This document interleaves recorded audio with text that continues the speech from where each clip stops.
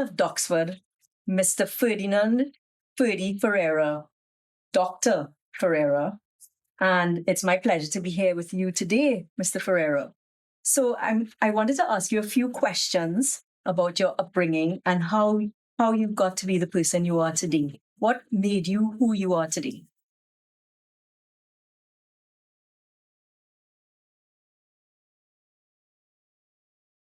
Very interesting question. Let me first of all thank you for making yourself available for this interview. I have documented in my biography, unlike so many others, the history of my upbringing. And I want to quote here. School days were not always happy days. My schooling began at the Seventh-day Adventist in kindergarten school on Donald Street, Port of Spain. Of course, religious instructions was the order of the day, followed by the 3 R's: reading, writing, arithmetic.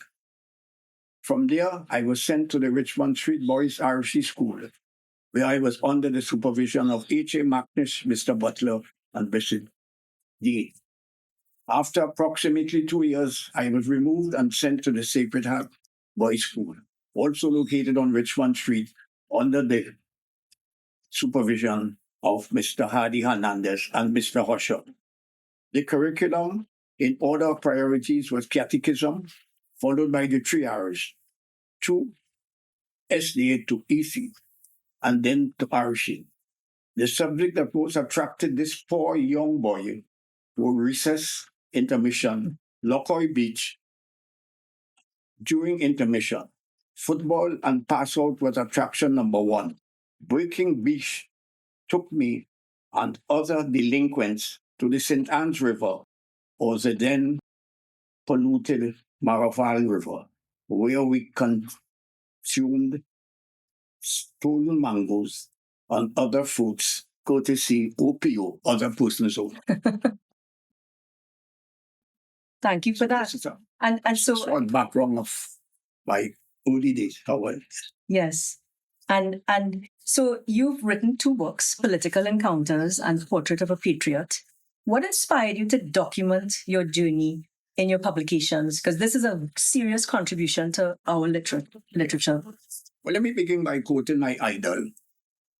Yes, there it is. The ideals we cherish, our fondest dreams and fervent hopes, may not be realized in our lifetime. But that is besides the point. The knowledge that in your day you did your duty and lived up to the expectations of your fellow men is in itself a rewarding experience and magnificent achievement. Nelson Mandela. And this is followed by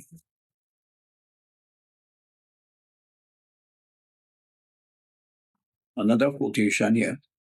A patriot is not someone who condones the conduct of our country, whatever it does. It is someone who fights every day for the ideals of the country, whatever it is. It's Kamala Harris. Yes. Possibly the next president of the United States. So these are the ideals that have guided my life. Yes. In the words of the mighty Stalin, stand up for something or you would die for nothing. Love that. So I love that. The ideals that have... So you've said to me in the past that storytelling, you've said to me in the past that it's really important for Caribbean leaders to document their achievements for future generations. Yes. And so you've written your 2 books and you've been writing for over 50 years in the media and elsewhere. So with storytelling, which is central to our Caribbean identity, how do you think it can help shape our region's future? Well, let's put it in this context. A country without a history is a country without, in my considered opinion, a country that doesn't know the history is a country that is deeply, is unfortunate and disconnected. It has an adverse effect.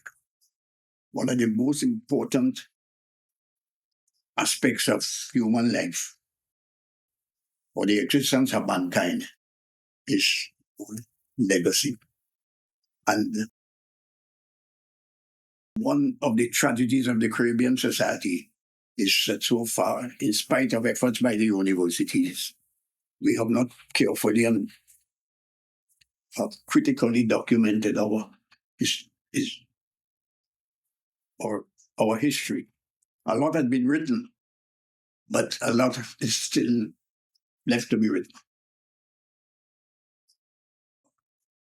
We have a tendency to be forgetful, sure, conveniently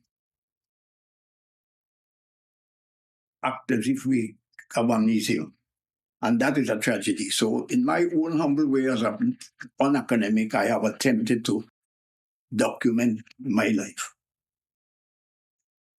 And as I've said before, the tragedy is so many people who have contributed in almost every aspect of this society, whether it be sport, entertainment, agriculture, politics, and who have seen this country through the most critical period, which we seldom pay attention to. That transition period from colonialism to independence, where so many countries who have received their independence, like us, beginning with India in 1947, has not been as fortunate as we are in having that smooth transition from colonialism. It is the most testing period in the history of colonialism. That transition from colonialism, where we to put it in the old Creole talk context, where the white imperialists had left and the natives have now assumed independence. I give you a few examples. Take India. In 1947, India received the independence. But since the independence, there have been two prime ministers have been assassinated. In Nigeria, the first president of Nigeria, Sir Abu Bakr Tafiya Baliwa, was assassinated. We know what happened with Bokassa. We know what happened with Idi Amin in Sri Lanka. It was formerly Ceylon. Right here in the Caribbean, the assassination of Maurice Bishop, the assassination of the Prime Minister of Suriname. Most of these countries have not been fortunate to have that smooth transition where there's little room for error. Because when the former colonial masters left, as I said already, I say, unfortunately, sometimes I begin to think that they left with all the virtues and leave us with all the vices. Because everything about colonialism was not wrong, you know? And the other aspect of that is whether, in fact, the colonial world, particularly the British colonial world, was prepared for the democratic institutions that we inherited. And this is one of the major conflicts in the world today, whether we like it or not. There's a conflict between Eastern culture and Western culture. And the Chinese, particularly Lee Kuan Yew, the Eastern leaders have made it absolutely clear that Western democracy is not for us. Democracy, but not for us. Their style of democracy is entirely different. I mean, Jinping will describe it with their biography there. He will describe China as a democracy. How could you describe China as a democracy? You don't have elections. Mm-hmm. But they are saying that their form of democracy. And one of the questions that historians and research scholars will have to were we ready? Of course, these are conflicting questions because at no time at all any people should be enslaved, must be subject to that level of colonialism and indentureship. But history has proven that the successful democracies and societies that enjoy freedom, that the freedom they are now, they will be prepared for it. an educated society precedes a for democracy to be successful. This society has to be educated. Were we sufficiently educated to initiate so successfully the institution that we inherit? We inherit all the British institutions, the public service, the judiciary, the education system. What is now surfacing is, were we like the British? It took how many 100 years for the British to enjoy the level of democracy that they enjoy today, in spite of the fact that they have all these outstanding universities, Oxford, Cambridge, London, etc. Right? Were we ready?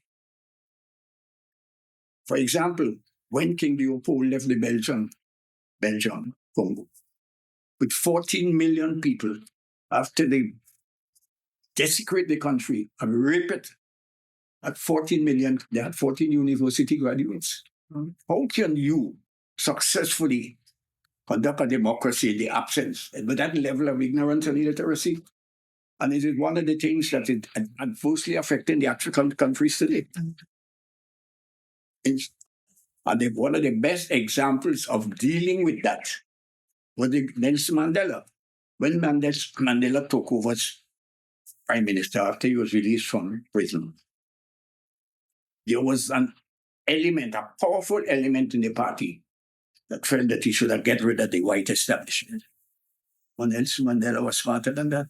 He said, if we get rid of them, they have all the knowledge, the science, the money, the technology.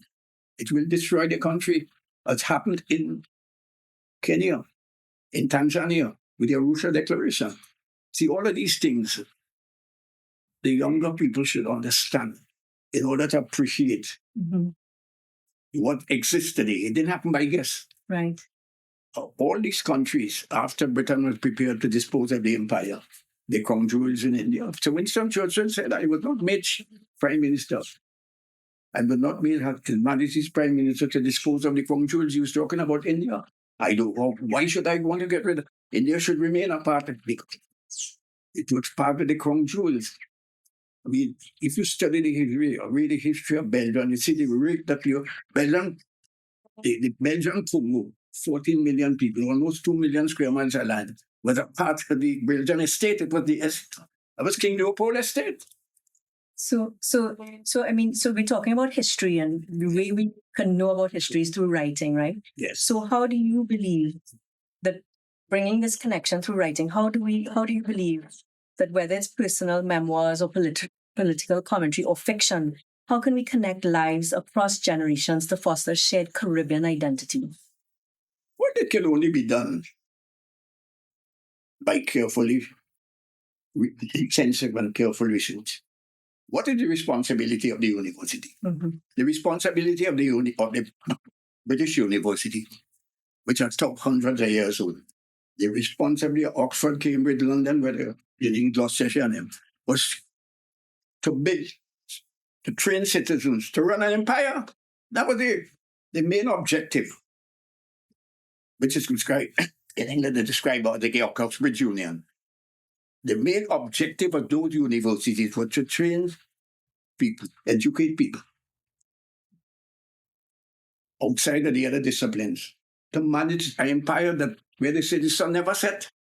So they were able to, their education system in the context of their political aspirations was to train people to control the empire, send them all over the world, the governors, the high commissioners, the ambassadors. Now, what is the responsibility of the university?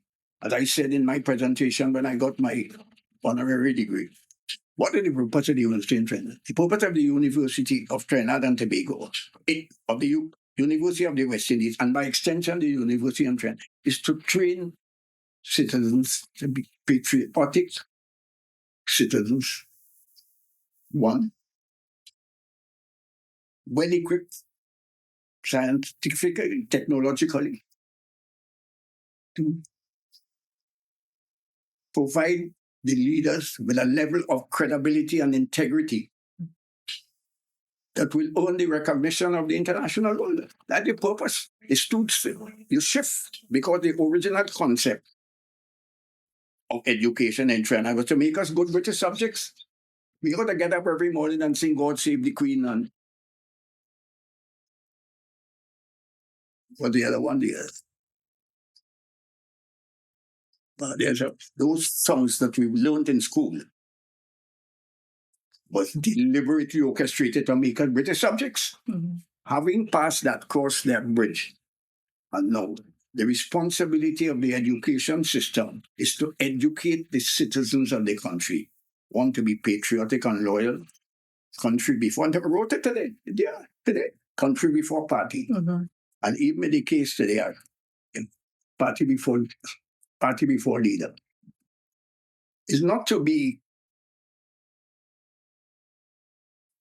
extended level of greed and dishonesty and corruption that has characterized the Western world today. The emphasis is on wealth and materialism. Mm-hmm.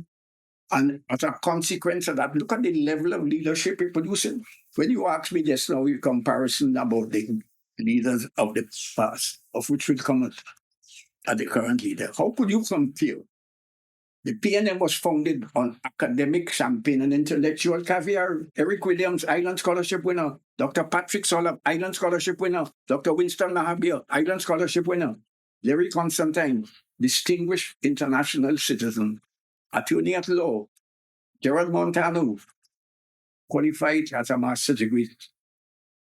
So this is the level of intelligence education that characterized the founding of the PNM.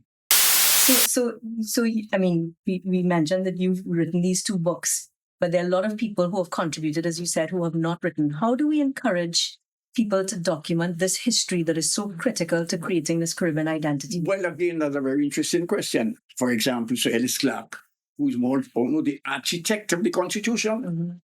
both the independent and the Republican Constitution. He has not documented. People have written about him, but he has not documented anything. What a wonderful world it would have been if we could only have the documentation of Sir Ellis Clark and his conversation with the founding father, Eric Williams. Yeah. I mean, it's a fantastic story. We would love to know that. Sir Solomon Hochoy, those conversations that took place during that critical transitional period, I think had we have been deprived of that. Again, I think it was Winston Churchill said, when you're in public life, there's no privacy. Mm-hmm. Once you expose yourself there, then expect to be lynched, whether you like it or not.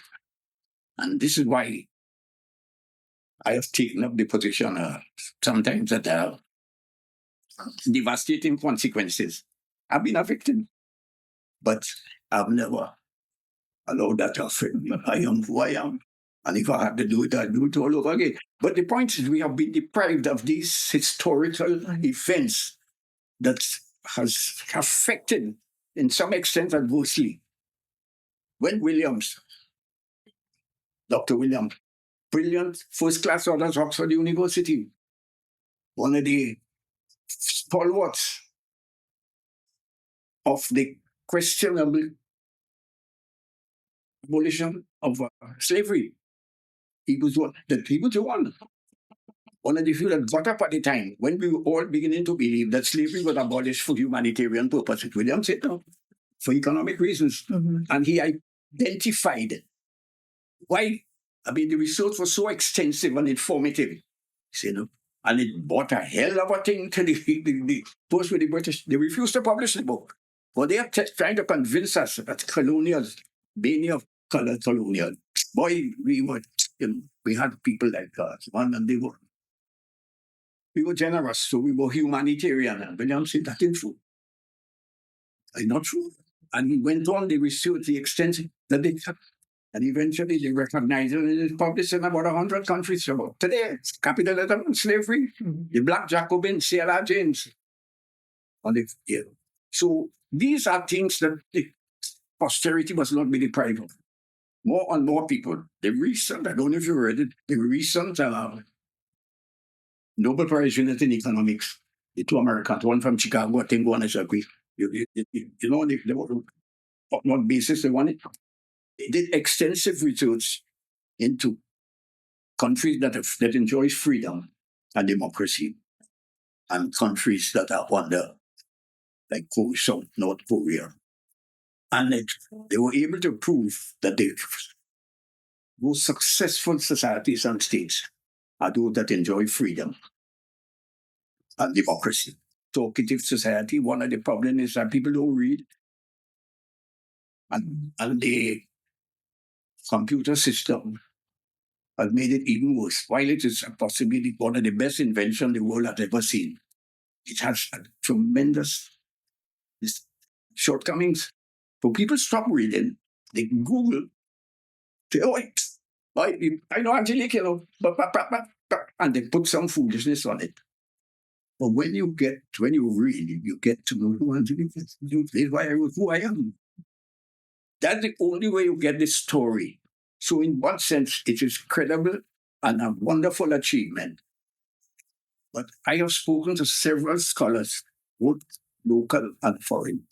And sometimes I just simply tell them, I say, maybe that's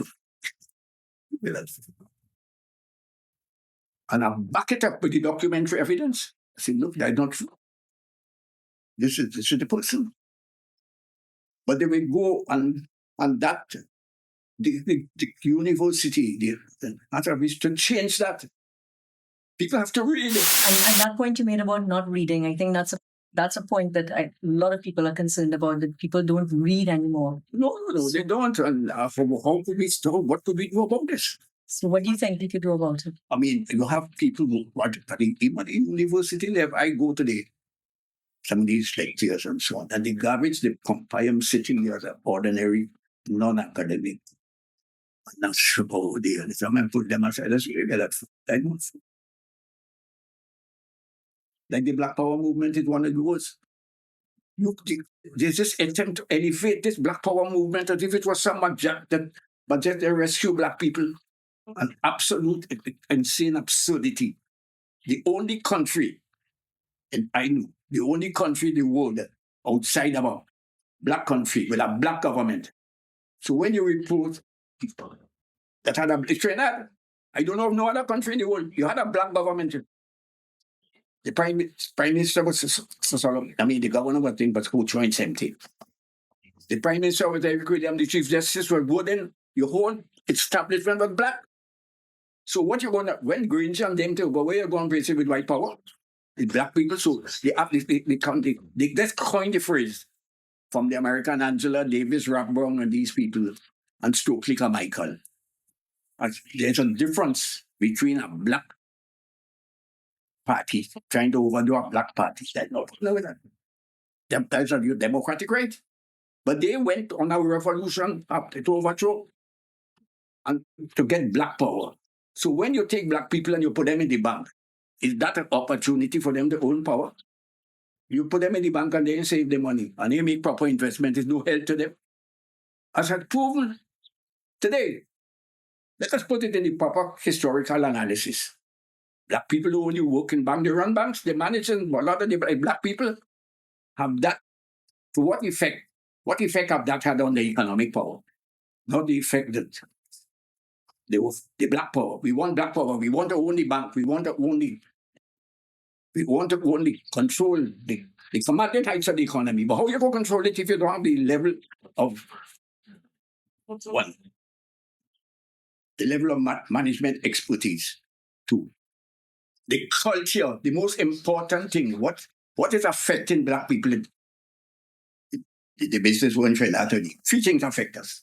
And we must learn to live with it and understand it. One, culturally, Black people are not risk takers. Business is risk. We're not risk takers. We build a thing, we buy a house, we have a good job, we buy a piece of land, we educate our first generation, we educate the second, and we drop. Boy, all right. Mature and bright, all of them went to university. I own my own house, I ain't own nobody. That is not the culture of the successful. The empire builders is Sabga 1, Sabga 2, Sabga 3, Sabga 4, you're acting for fifth place. And I'll tell you why I say that. Take CL Financial, the biggest impact the conglomerate this country has ever seen is CL Financial. Who was it? That people? Lawrence Dupree? And Lawrence Dupree and company bought out Republic Bank, bought out Angostura, and did something that no white business ever did in this country. Invested in methanol, joined with a Cuban company called Forestal. They nearly assassinated him for investing the insurance money in methanol. Invested around 80 million. He came to the company and he saw cash. Colonial life for money in the bank. He said, what are you doing with this?